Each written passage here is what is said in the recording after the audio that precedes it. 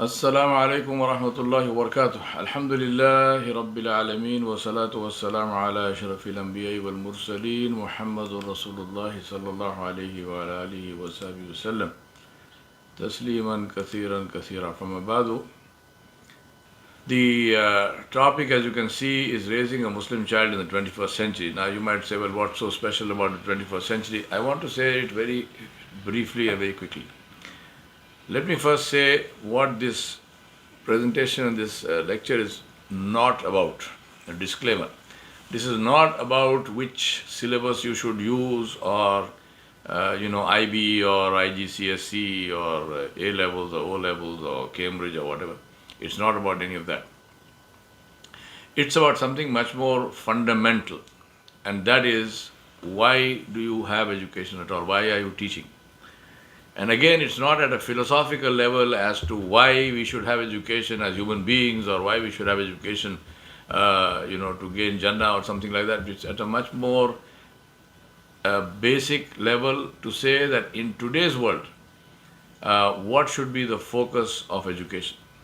And obviously, from a Muslim perspective, that means as individuals, as human beings, for the benefit of this life of this dunya, and even more importantly, for the life of the akhirah, inshallah. The question I want to ask you is this: what are you building?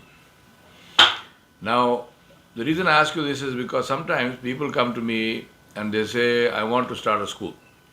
So I say, very good, fantastic, great idea. Then they say, what syllabus should I use?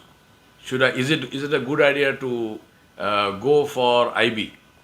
Or is Cambridge good enough? Or some other syllabus?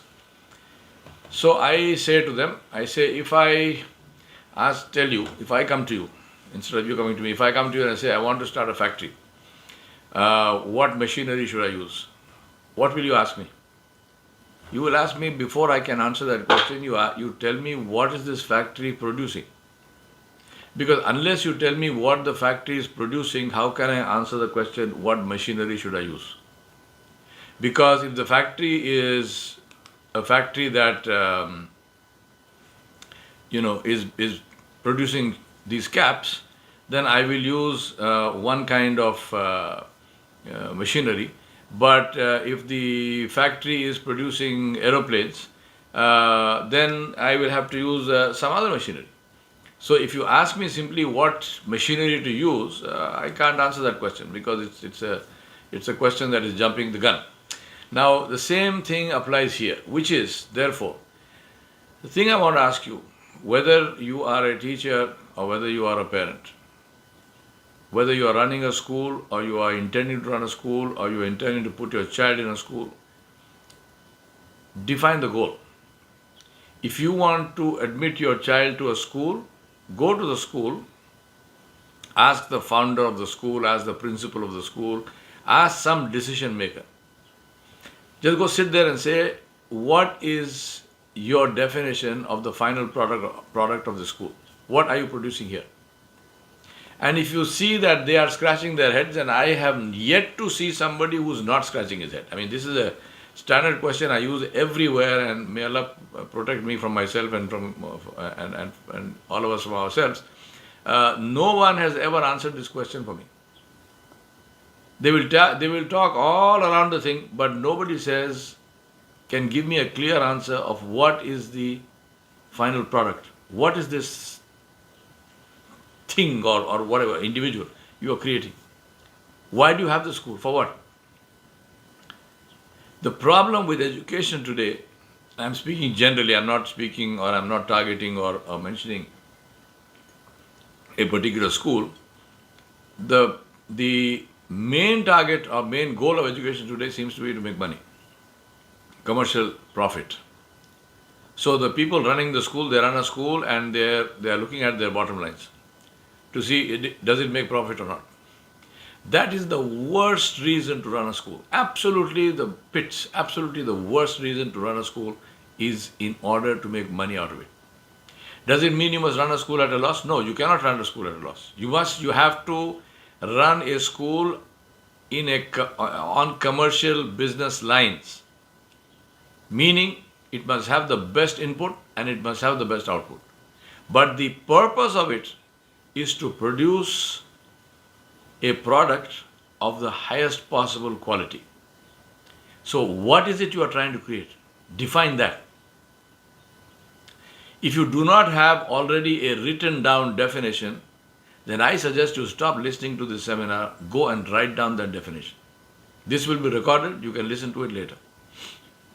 So, number one thing, define your goal. Number two, how much skin in the game? How much investment do you have in it?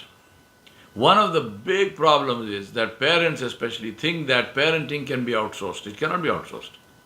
Parents think that their job is to bring the child, leave him or her in the school, and then it's the teacher's responsibility to produce this wonderful human being. It will not happen. It will not happen. Read my lips. Unless you have skin in the game, nothing is going to happen. So how much skin do you have in the game? And don't tell me how busy you are. Oh, I'm so busy. Your primary responsibility before Allah subhanahu wa ta'ala, on which you will be held accountable, is not whatever you are busy with, but the Terbia of your children. So, as Muslims, get your mind around that. If you don't have time to spend with your own children, then it's a tragedy. So, how much skin? And when I say skin in the game, what does it mean? It means how much of time, how much of money, how much of resources, energy, and so on and so forth. And third one is, how much pain are you willing to take to gain what you want? As they say in bodybuilding, no pain, no gain. Same thing applies to schooling and education. No pain, no gain. What is the pain I'm talking about? I'm not asking you to stop worshipping Allah subhanahu wa ta'ala and worship somebody else. I am saying pain means your preconceived notions, your beliefs about education. Are you willing to trash them? Are you willing to change them? Are you willing to leave them and get new beliefs which are positive and which will get you results? For example, one of the most common things I have seen across the world is school administrators or principals who were previously army officers, military officers. Now, what gives a military officer, what is this assumption that a military officer is the best individual to be the head of a school? And I'm not talking about military officers who have training or degrees in education or who were educators. No, this is military. The guy was commanding a battalion and now he is commanding a school. And believe it or not, all he's doing is drilling. I've got nothing against drills. I think it's a wonderful thing. But it brings you to the point of, what do you mean by discipline? I'm associated, alhamdulillah, with many madaris in different countries. And one of the standard pieces of high-tech equipment that I see in every madrasa, in especially Darut Tahfiz, in the Hifz class, standard piece of high-tech instrument. You know what that is? It's a stick. Because for some reason, our Hifz, Maulvi Sahabs and Maulanas and Shuyukh believe that the Quran al-Kareem can be beaten into the head of a child. The best way for somebody to memorize the Quran is to hammer it into the child. Believe me, unless you are willing to change these preconceived notions, nothing is going to change. Now, let me give you my view of the world ahead. This is the world according to Garp. So this is the world according to me. There are 5 things that are going to happen. Some of them are already happening and they will be enhanced. And some are perhaps new in some ways. 5 things. Number 1 is further concentration of wealth and power. As we speak, 8 men have more collective wealth than 50% of the rest of the world. And I didn't dream it up. This is the figure of World Bank. 8 men, their collective net worth, their collective wealth is more than the wealth of 50% of the world population. The world population today is, they say, what is it? It's 7 billion. So we're talking about 3.5, 4 billion people's collective wealth is less than the wealth of 8 people. And this is going to be worse. This is going to worse, meaning which way you're looking at it. From their perspective, it will be better. Wealth and power will be concentrated and more concentrated. Number 2, targeted use of technology to achieve this. Technology does not solve problems. This is one of our modern myths. We think that everything can be solved by technology. If you just have more technology. We don't need intelligence, we need AI. We need artificial intelligence. And that is why you have smartphones and stupid people.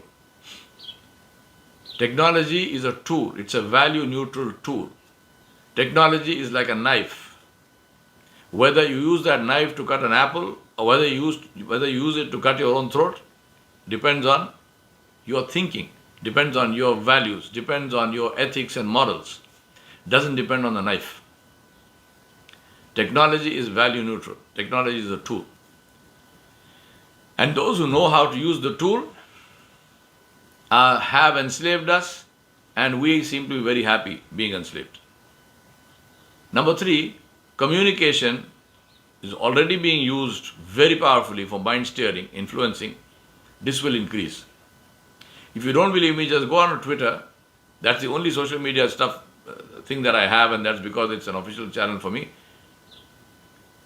I don't know what's happening on Facebook. But go to Twitter and see all the posts with respect to the Ukrainian war and the way the world opinion is being influenced with respect to that war, and see the amount of time and energy that global leaders are spending on social media about the war. Right? The war is being fought in two places. One is physically, but the other one is being fought in the social media space. This will increase. Number 4, discounting of religion, discounting of justice, discounting of ethics and morals, and discounting of compassion and charity. We do not have a resource deficit. We have a compassion deficit. Wars happen because wars make profit. And that is what we are seeing. We are seeing an escalation of that because the highest ROI, the highest return on investment, is for weapons of mass destruction. It's a money game. How does that happen? Because of how education has been treated. Because believe me, every single one of the people involved, there was a time one day when he or she was a little boy or a little girl who went to a school. Now, I say discount religion and so on because today the fastest spreading religion in the world is not Islam, it's not Christianity, it's not Judaism, it's not Hinduism, it's not even atheism. It is literally nothing. The vast majority of people today, they believe in nothing, they don't think it matters, and they are living, they think happily. But at the same time, we have a huge spike in mental illness, we have a huge spike in depression, we have a huge spike in suicides. Because the reality, the law of Allah subhanahu wa ta'ala does not change, because Allah said, Ala bi dhikrillahi tatma'innul qulub. Allah said, in the dhikr of Allah, in the remembrance of Allah is the itminanul qalb, its peace of mind. And if somebody does not want to recognize his creator, if somebody does not want to remember his creator, he cannot get peace of mind. No matter how much of money and wealth and technology and so on and so forth he has, he or she cannot get peace of mind, and that is what leads to depression, that's what leads to suicides. May Allah protect us. Last one, therefore, if you are not going to worship Allah, who will you worship? You worship yourself. And that is what the world is now predicated on the whole commercial system, the whole consumerist system, so consumerist society promotes and propagates the worship of the self. If it feels good, it is good. If I like it, it is good. This is not reality. We have to understand this. But this is what is happening. So desire, greed, racism, stinginess, all kinds of stuff, which is worship of the self. Allah subhanahu wa ta'ala mentioned this in the Quran. None of this is new. We know this, except that we don't focus on it. We ignore it. Allah subhanahu wa ta'ala said in Surah Al-Furqan, أَرَأَيْتَ مَنِ اتَّخَذَ إِلَهَهُ هَوَى أَفَأَنْتَ تَكُونُ عَلَيْهِمْ وَكِيلًا. Allah subhanahu wa ta'ala said that, have you not seen, O Muhammad sallallahu alayhi wa sallam, those who have taken their desire as their ilah, as their deity, as their object of worship, are you going to intercede for them? Are you going to become their wakil? Meaning, do not become their wakil. This is the world that we are looking at. This is the world that our children are going to look at. Our challenge is, how can you produce individuals, human beings, men and women, who can not only live healthy, positive lives in this world, but who can change this world. Because believe me, my brothers and sisters, this world needs changing so badly, it's not funny. It needs changing very, very badly. And the reason this world became like this is because of our generation. We allowed it to happen. Our parents allowed it to happen. And therefore it is our responsibility at least to start the process of change. So our choice, as I said, is either to continue this, some more schools, same old way of education, produce some more slaves. And believe me, slaves are important. They love slaves, they want slaves. Or produce leaders who are ethical, moral, courageous individuals who can work to change the system and give this world a chance to become a better place.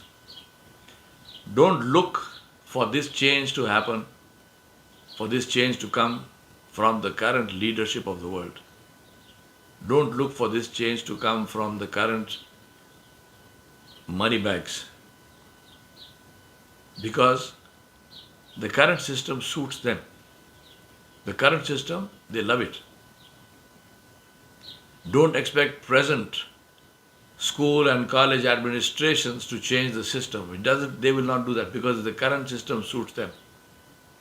If the system has to be changed, it has to be changed by people like us, by people like you and me. The one who is feeling the pain must eat the medicine. Our problem, especially as Muslims, is we want our situation to change, and believe me, we are in a very bad place, the world over. But we want our situation to change, but we want somebody else to bleed for that. That's not how it works. That is not how it works. If you don't believe me, read history. Find me one struggle that succeeded because somebody else did it. Not one in the history of mankind. Every situation we changed for the better, changed because those who were feeling the pain decided enough is enough. And we are going to invest in change. This is how Rasulullah ﷺ did. This is how his Sahaba did.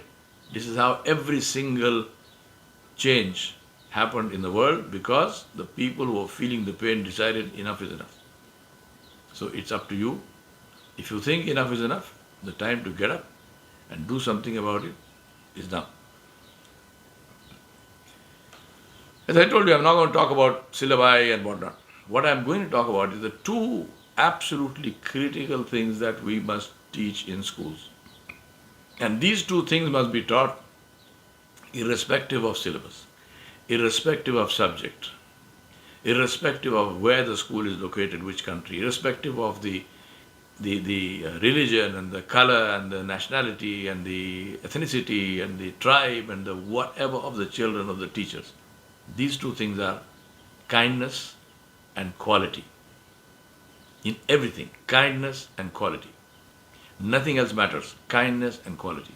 And these two, as far as we Muslims are concerned, must be on the foundation of accountability before Allah subhanahu wa ta'ala. Because Allah knows if I am kind or not in my heart. Allah knows if I am giving my best to achieve quality or not. Kindness and quality, forget about everything else. I don't care what you are teaching. If there is no kindness, if there is no quality, that teaching is worthless. And if you are teaching kindness and quality, then believe me, whatever you are teaching is going to work like magic. The reality today is, as we speak, the reality is that really speaking, traditional schools have become redundant. They are completely unnecessary. As long as the children are numerate and literate, if they can read and write, and if they know numbers, and by numbers I don't mean calculus, and I mean regular addition, subtraction, multiplication, division. If they know the numbers, and if they know, if they can read and write, all kinds of education. I'm not talking about super specialization. I'm saying basic fundamental education which is taught in any school in the world is available to them free of cost on the internet. You know this and I know this. All schools are completely redundant and useless and completely unnecessary as far as this is concerned, as far as the transfer of information is concerned. So why do we need schools at all? Why not just shut down and go home? Because we need to teach values. They can be taught at home, without a doubt. But in schools, they can be taught better in a collective sense. Now, if that value teaching is not happening, then believe me, that school is redundant. It's a waste of time and energy. It's really a holding space for children while parents go to work. That's what it is. Allah subhanahu wa ta'ala in the Quran told us and taught us what to teach and how to teach. And He taught us the sequence of this, which comes first and which comes next. Allah subhanahu wa ta'ala told us in these ayat of Surah Al-Imran, which all of us know, أعوذ بالله من الشيطان الرجيم بسم الله الرحمن الرحيم إن في خلق السماوات والأرض واختلاف الليل والنهار لآيات لأولي الألباب الذين يذكرون الله قياما وقعودا وعلى جنوبهم ويتفكرون في خلق السماوات والأرض ربنا ما خلقت هذا باطلا سبحانك فقنا عذاب النار. Allah subhanahu wa ta'ala said, which means, verily in the creation of the heavens and the earth, and in the alternation of the night and the day, there are indeed signs for people of understanding. Who are these people? Allah defined them. Jalla Jalaluhu. They are those who remember Allah subhanahu wa ta'ala standing, sitting and lying down. The three conditions of the human being. And the key word in this ayah is wa. The wow. Wa yatafakkarun. Allah did not say aw yatafakkarun. Allah did not say or. And they think deeply about the creation of the heavens and the earth. And when that happens, what is the result of that? What is the result of those who recognize Allah subhanahu wa ta'ala and remember Him and are conscious of Him? Allah said, وَهُوَ مَعَكُمْ أَيْنَمَا كُنْتُمْ He is with you wherever you are, and these people are aware of that. They are aware of that. They are conscious of that. They are aware that Allah subhanahu wa ta'ala is seeing them and listening to them and knows them and knows what's in their hearts. When these people research the world, يَتَفَكَّرُونَ فِي خَلْقِ السَّمَاوَاتِ وَالْأَرْضِ is this beautiful Quranic expression of everything that comes or would come in the area of scientific research and discovery and you name it. All of that is reflection on the creation of the heavens and the earth. So when people who recognize the Creator Jalla Jalaluhu, they reflect on the creation of the heavens and the earth, the automatic response is Rabbana ma khalaqta hadha batilan subhanaka faqina adhaban nar. O our Rabb, you have not created all of this in vain. All of this is not an accident. All of this didn't just happen. All of this is not fun and games. All of this is not just some purposeless thing. This has a purpose. And save us from the fire. Because when you say this has a purpose, immediately we think about what is the purpose of my creation. And what is the purpose of my creation? What is the purpose of your creation? وَمَا خَلَقْتُ الْجِنَّ وَالْإِنسَ إِلَّا لِيَعْبُدُونَ. Allah said, we have not created the jinn and the insan for anything other than our worship. So all the human beings and jinn who are listening to this thing, this is why you were created. وَمَا خَلَقْتُ الْجِنَّ وَالْإِنسَ إِلَّا لِيَعْبُدُونَ. My brothers and sisters, to do all of this, what do we need? We need teachers with passion. Now you might say, why didn't I say parents and teachers? Because I am looking at teachers not as somebody who is employed by a school for a salary. I am looking at the term teacher as the one who teaches. The number one of that is the parent. So by in this word teachers, parents are not just included, they are the first teachers. And then there are teachers who work in schools. And then there are teachers who are adults in society who have the sense of responsibility to guide children who come into the purview of their authority. So these would include, for example, the imams in the masajid, it would include just elders, it would include extended family, all teachers. Teachers with a passion. Teachers who are conscious that they are doing a job which is the most critical possible job. The usual example I give to when I'm speaking to schools, I ask them, I tell them something. I tell them that, do this as an exercise, and I suggest all of you do this as an exercise. Tomorrow morning, when parents are dropping off children at your school, go and stand there and look at parents dropping off children and ask yourself, what am I seeing here? What am I seeing here? You know what you're seeing there? What you're seeing there is the parents taking their most valuable asset, number one, most valuable asset, and handing them over to you, no questions asked, no guarantees, no contracts, for 6 to 8 hours of the day. Why do I say most valuable asset? May Allah protect all your children.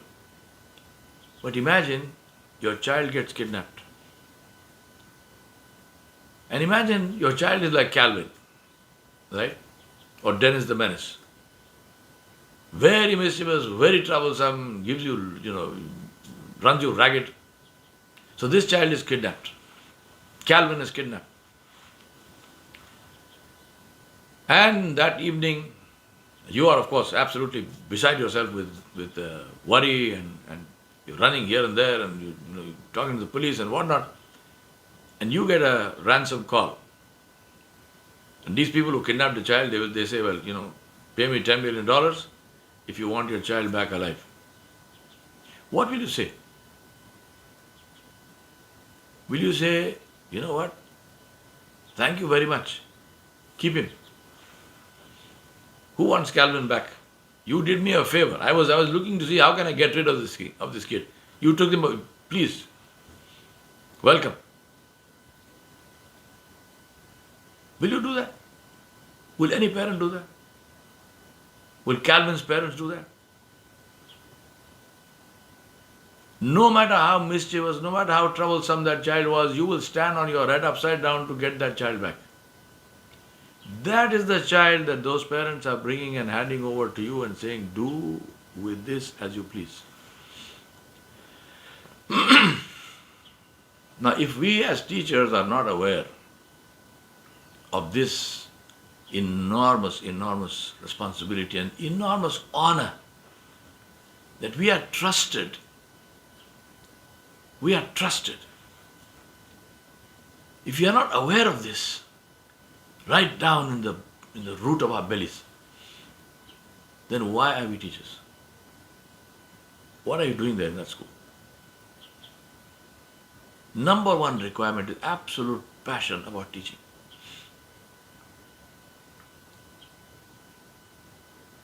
That's why I say to teachers, teaching is not something you do for a salary.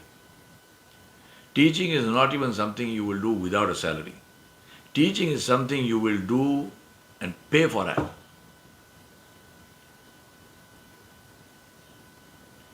I'm not saying stop salaries.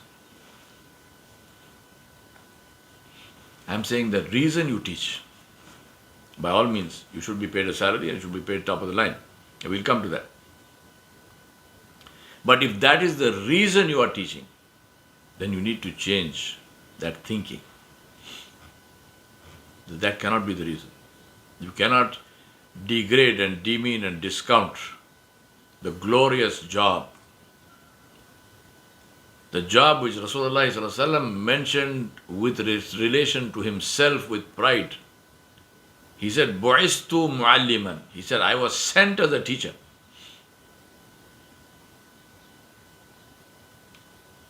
We cannot discount that job. And we cannot do it for money.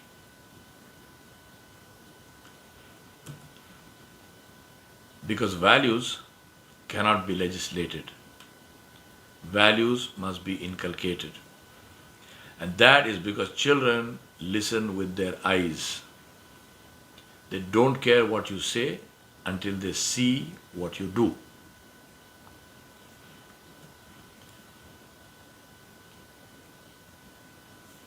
We talked about two qualities, kindness and quality. There's a fundamental law of Allah subhanahu wa ta'ala, and that is that you only get what you pay for. You only get what you work for. Allah said, وَأَلَّيْسَ لِلْإِنسَانِ إِلَّا مَا سَعَى. There is nothing for a human being except that which he works for. Quality comes when we are focused on quality, when we work for quality, when we struggle for quality, when we constantly try to improve quality. Quality has no final upper limit. Nobody knows the best that they can do. They keep trying it. Every time they beat that standard, that is the best. And then they beat that standard again, and that's the best. Quality, in my opinion, is not graded. Quality is absolute.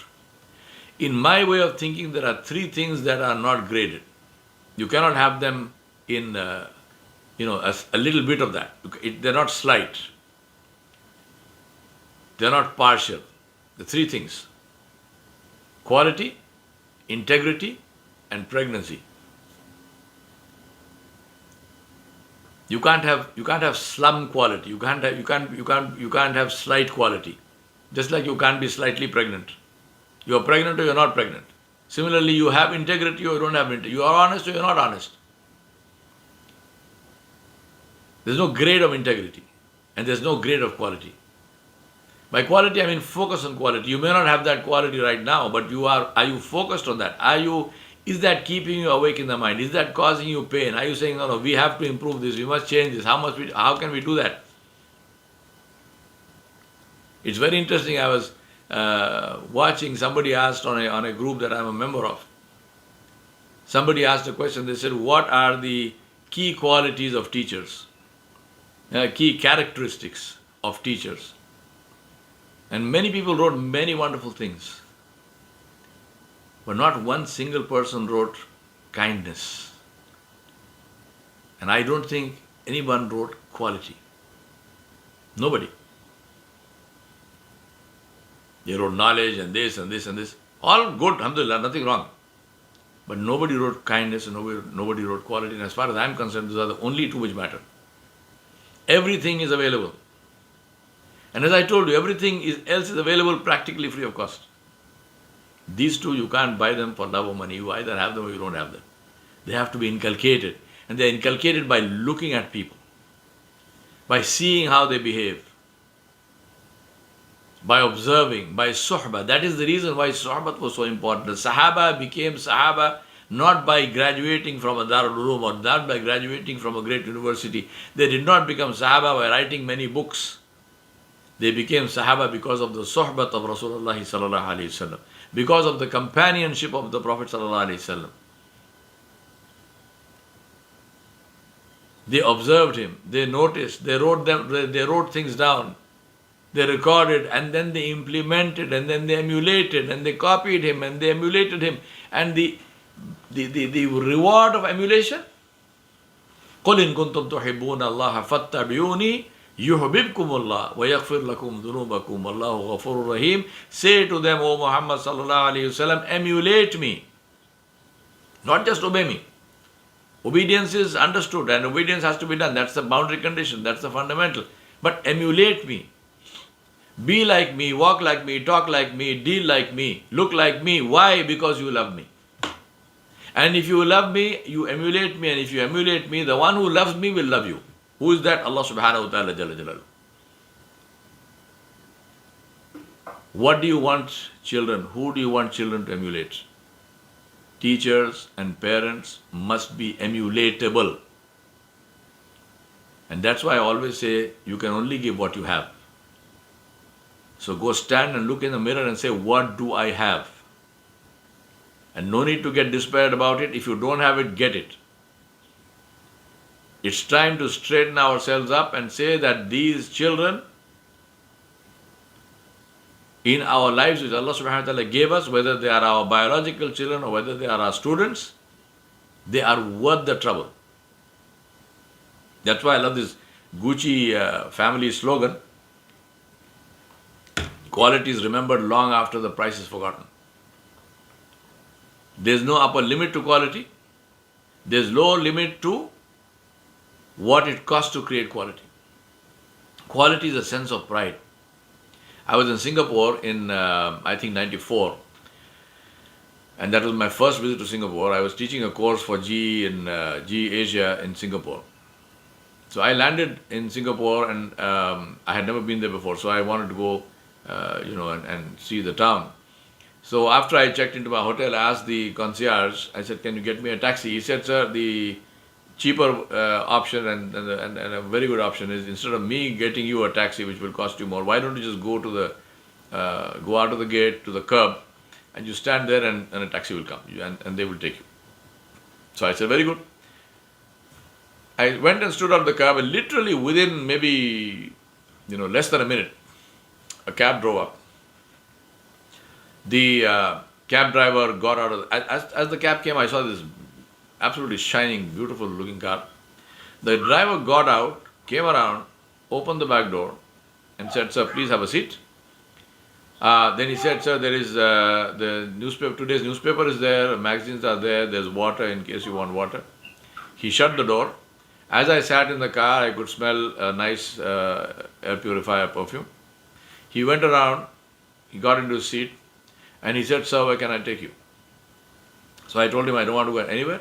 I am very happy in this car. I just want to sit here and enjoy this beautiful car of yours and your beautiful service. Both of us had a good laugh and he took me around. My point is, here was an ordinary, within quotes, ordinary but obviously very extraordinary cab driver. If he had stopped the cab and I would have got into the cab and he could have taken me wherever I was going, I would be perfectly satisfied. But no. Why is he doing all that? Is he doing all that because he recognizes me and says, oh, this is so and so? No. He didn't know me from a bar of soap. He is doing that because of who he is. This is his view of himself in the world. He's not doing it for me. He is doing it for himself. That is what I say to parents and teachers. You are not doing it for the children. You are doing it for yourself. How you treat the child is a reflection of your self-respect. If you abuse the child, if you beat the child, if you punish the child, that shows your own self-respect. If you treat the child with disdain, with disrespect, it shows your own self-image. This is what you see yourself as. This is how you see yourself. I have seen both. I have seen teachers who I will give my life for. I have one like that. Right now, may Allah subhanahu wa ta'ala give him a long life with good health, always. I would have named him here, but I know he would not like that, so I'm not naming him. But Alhamdulillah, I'm very fortunate, I'm very lucky. And through my life, I've had several like this. But I've also seen the opposite.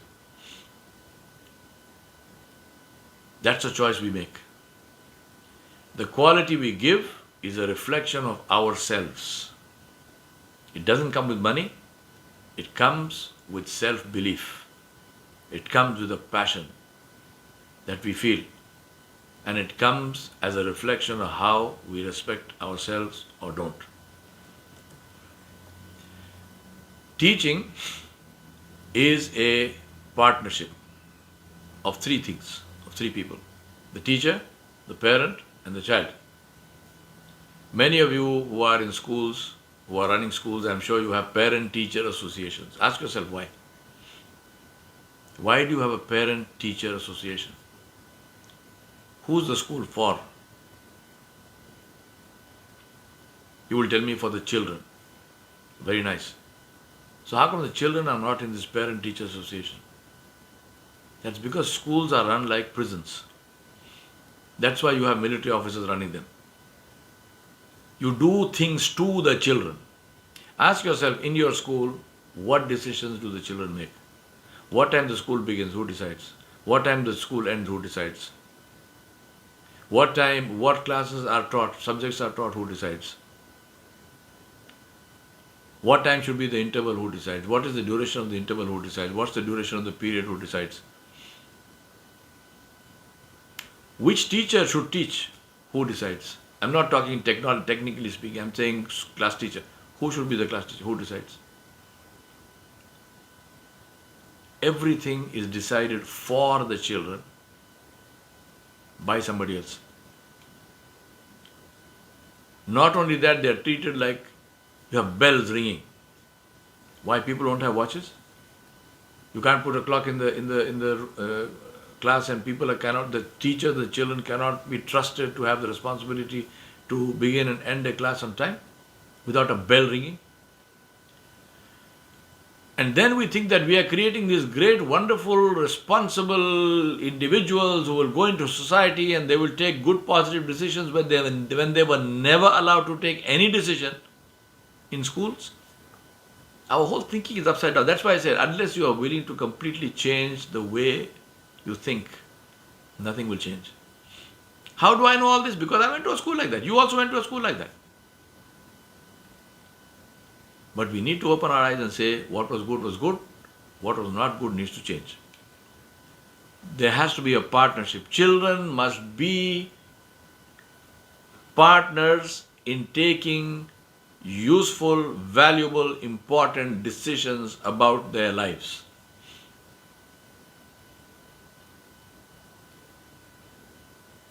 And unless we have that partnership, you cannot produce quality.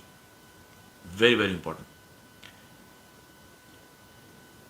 I already talked about the importance of emulation. So teachers and parents must become emulatable. They must become role models. Let me qualify that statement. Teachers and parents already are role models.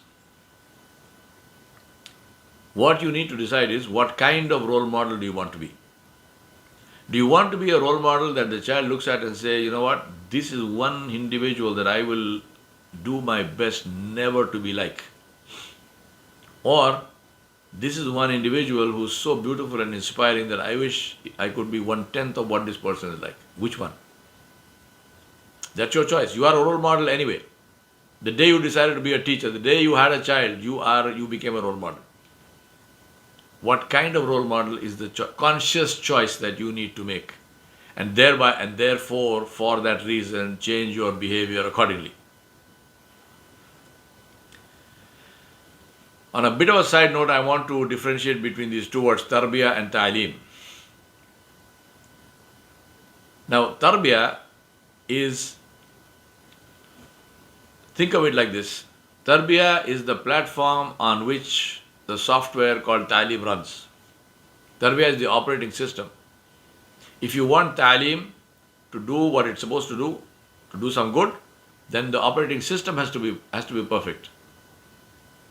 Think about this from a Muslim Islamic angle. Think about the major deviations that have happened in this religion of ours from the time of Nabi Sallallahu Alaihi Wasallam. Major deviations, right? People have created sects and all kinds of stuff. Go to any of them and see who founded that sect, and you will find the name of an alim. Not a single sect was formed by a poor shepherd or a poor farmer or a taxi driver or a rickshaw puller or something. No.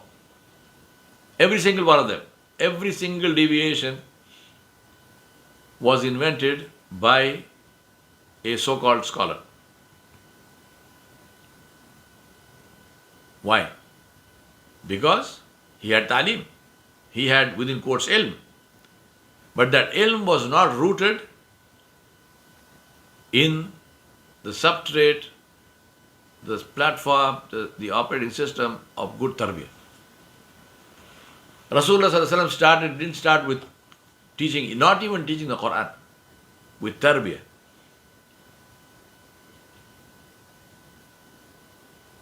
Terbia is what inspires emulation.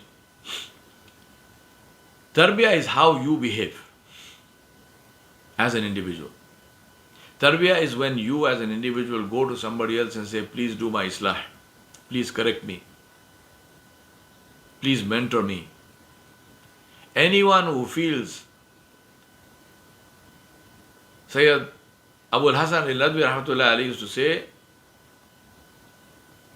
जो अपने आप को इस्लाह से मुस्तगनी समझता है वो शैतान के गोद में बैठा हुआ है. He used to say that the one who feels that he has no need for islah, that he has no need for correction, that he has no need for mentoring, is sitting in the lap of shaitan, because that is arrogance. We all need muslihin. We all need somebody who will correct us and who will support us when we are right and who will tell us when we are not right. So tarbiyah is to create that human being with that behavior, with humility in the heart, with a heart that is filled with the khashyat of Allah subhanahu wa ta'ala, with the glory and majesty and awe of Allah subhanahu wa ta'ala, with the hubb of Rasulullah sallallahu alaihi wasallam, with the love of Allah subhanahu wa ta'ala and His Messenger sallallahu alaihi wasallam, a heart that is filled with kindness and compassion for everybody, irrespective. Muslim, non-Muslim, human, animal, makes no difference. Compassion for everybody. A heart that leads you to be kind always in every situation. A heart that is so focused on quality that everything must be done with absolute quality. See the definition of quality that Rasulullah Sallallahu Alaihi Wasallam did. The definition of al-ihsan in Hadith Jibreel. Rasulullah Sallallahu Alaihi Wasallam, what did he say? وَمَا الْإِحْسَانِ يَا رَسُولَ اللَّهِ. What is ihsan ya Rasulullah? Jibreel says. Nabi Sallallahu Alaihi Wasallam says what? أَن تَعْبُدَ اللَّهَ كَأَنَّكَ تَرَى فَإِن لَمْ تَكُنْ تَرَى فَإِنَّهُ يَرَاكَ. To worship Allah subhanahu wa ta'ala as if you are seeing Him. And though you do not see Him, you know that He is seeing you. And we know that this is not restricted to worship, this extends to every aspect of our lives. To teach in a class as if Allah subhanahu wa ta'ala, as if you are seeing Allah and you know that Allah is seeing you. To talk to somebody knowing that Allah is seeing you. To deal with somebody knowing that Allah is seeing you. Real time. Think about this. We do not even do something which we consider to be disrespectful or or somehow negative in front of anyone we respect, right? Whatever it is. We watch our language very carefully. I mean, there's nothing nice about profanity and bad language, no matter who's there or not there. But the point is, we watch our language carefully when we have elders present. But we have Allah subhanahu wa ta'ala present all the time. So what must we do? So very, very important for us to behave in a way which reflects Terbia. Talim comes on that. It is superimposed on that, which is the text and the tools and this and that and practical skills and whatnot. The test of the teacher, and again teacher, I mean parent and teacher together, the one who teaches. The test of the teacher is really the student. Whether that it's in the exam of education, it is the teacher who passes or fails, not the student. Think about this, that if you are a coach of a football team, right? Think about this. If you are the coach of a football team and your team goes and loses match after match after match, how long do you think they will keep you as a coach? And when they are sacking you, you say to them, it's not my fault, it's these guys, I teach them all the right things, but they all go and they don't do it on the court. People will say, no, sorry. Your test, whether you are a good coach or not, depends on what happens on that field. We don't care what you teach them, what you are teaching them, we are seeing it there. If they are not practicing what you are teaching them, it is your fault, you lose your job. Doesn't it? Isn't that how it works? So why should it be different in schools? But it is not.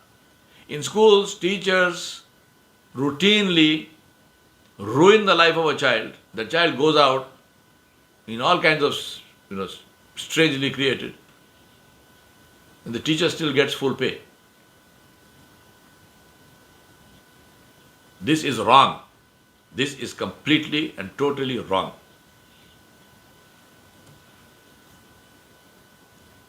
So that's why I say evaluate yourself. What do you have? What do you need to bridge that gap? And also, take help from society. There will be people in your community who can give you Terbia as teachers and parents, or who can be Terbia support for your children in your schools. Use them. Because Terbia is the foundation. Terbia is the criterion of decision making. As I told you, all the leaders of the world today, most of them, each one stinks more than the other. There was a time one day when they were children. Somebody raised them. They went to schools. We're seeing the result. You have a chance now to change that by creating a generation which will be different from them, so that this world will be a different place. And you will create, and you have an opportunity to create, a source of sadaqatul jariyah for yourself. Whether you choose to take advantage of that or not, it depends on what you do. But either way, one day you will stand before Allah. And there you will have to say what you chose to do or what you chose not to do. What do you need, my brothers and sisters? Coming to the end of my presentation, 5 things. Number 1, best infrastructure and resources. You cannot create quality in a garage. Best infrastructure and resources. Number 2, best teachers. Top qualifications, top akhlaq, and great kindness. One of our tragedies is that we use teachers almost without qualifications to teach the basic primary levels in our schools, many schools. That's a huge, huge mistake. There's a friend of mine here in America. One day he said to me that he asked me, he said, who teaches in your schools? I told him. He said, in our schools, the primary school levels are taught by teachers who have qualifications where they can teach university classes. So I said, why would you do that? Primary schools being taught by teachers with university level qualifications. He said, because that is the foundation. That is the foundation. I said, we usually have parents who have nothing else to do, who teach those classes. I have spoken to, in one case I spoke to a gentleman who runs an organization, a huge global organization that runs, not global, but in that continent, which runs literally thousands of schools, not only hundreds, who said to me in a very disdainful manner, he said, oh, this is rubbish.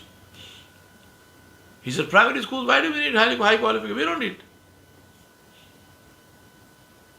Two different worldviews and two different futures. I won't tell you who my friend here is. If you can guess, guess. But his thinking, which he told me, was, we have the best teachers, the highest qualifications in the primary school levels. He's not saying they don't have teachers with qualifications in the higher levels. He's saying here is the focus, because that's the foundation. Best infrastructure, best resources, best teachers, top qualification, and one of the qualifications to be monitored in metrics is the akhlaq of the teacher and their kindness. Where is kindness shown? When it is needed. When is it needed? When children are mischievous, when children do not just mistakes, when they do things deliberately wrong. That is where kindness is most necessary, and that is where it doesn't happen. There's nothing nice, there's nothing remarkable or being kind to this wonderful, nice child with roses around his neck. Being kind to the Calvins and then the Dennis the menaces of the school. I don't know how somebody doesn't invent a little girl like Calvin. Probably little girls are not that bad. Number 3, ongoing teacher training with a quality focus. And any teacher who complains about that is not fit to be a teacher. This teacher training must be paid for, not taken out of their leave, not taken out of their vacation. They must pay for it, you must pay for it. Number 4, teacher performance evaluation metrics. And one of those metrics must be performance appraisals done by students. Any teacher who does not want to be evaluated by their students is not fit to be a teacher. Number 5, top of the market salary and zero job security. Anyone who is not willing to stand by that standard is not fit to be a teacher. Now you might say, you are saying all these big things because that is how I live. That is how I live. You are talking about annual evaluations. I have daily evaluations. I have zero job security. My performance standard metrics is 99.8% minimum. If I don't meet that standard, I don't get a client.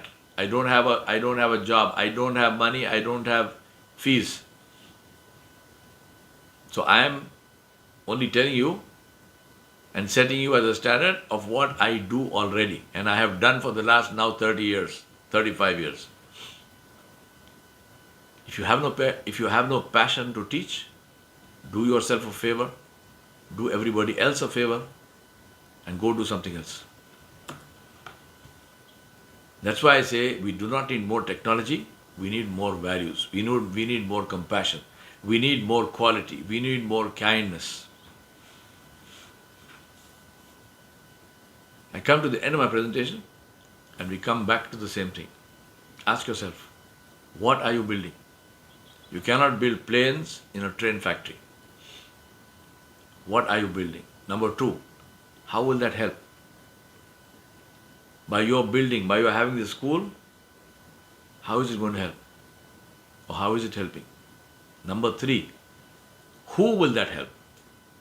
Who are the beneficiaries of your school?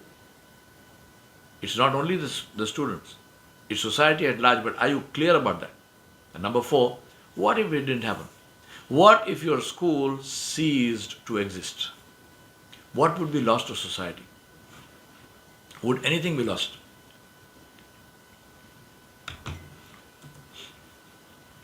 And I end with this. In the end, the student is the only true measure of the teacher. Jazakallahu khairan. Wassalamu alaikum wa rahmatullahi wa barakatuh.